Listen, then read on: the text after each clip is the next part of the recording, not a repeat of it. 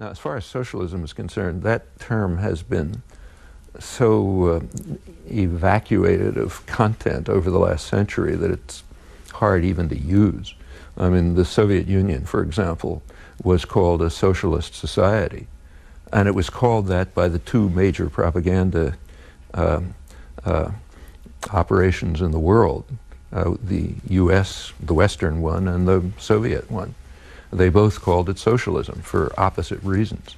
The West called it socialism in order to defame socialism by associating it with this miserable tyranny.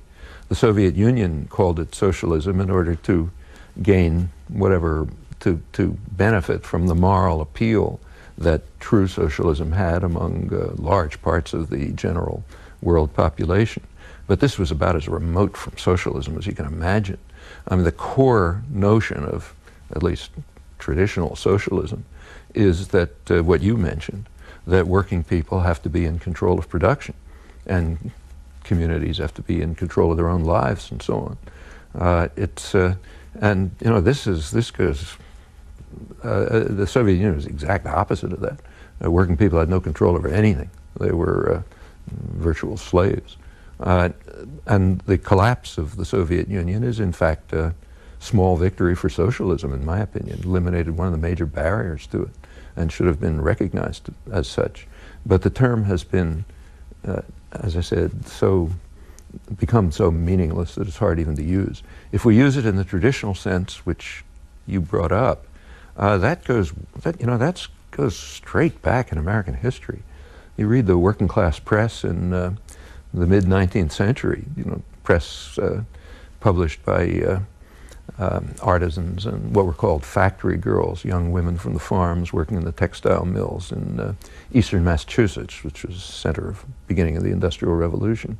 Their press was calling for, they said their theme was that those who work in the mills ought to own them.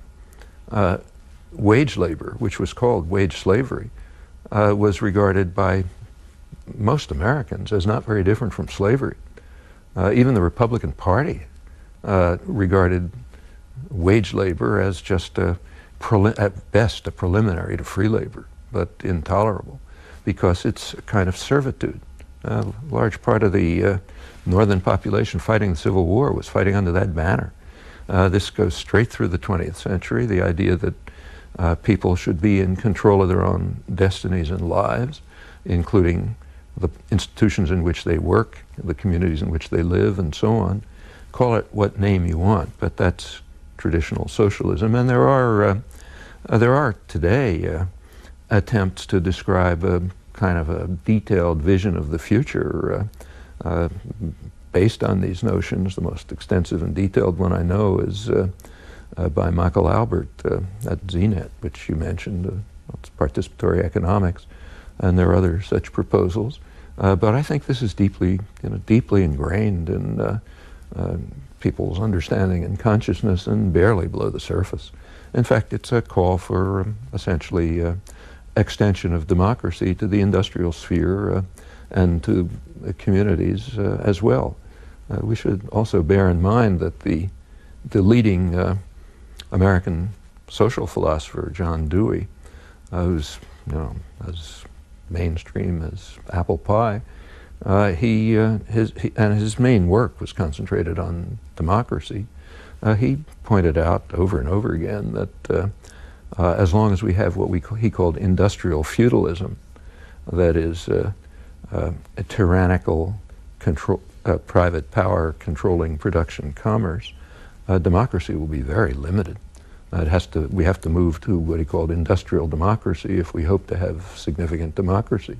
As for politics, his position was that until that happens, politics will be the shadow cast over society by big business.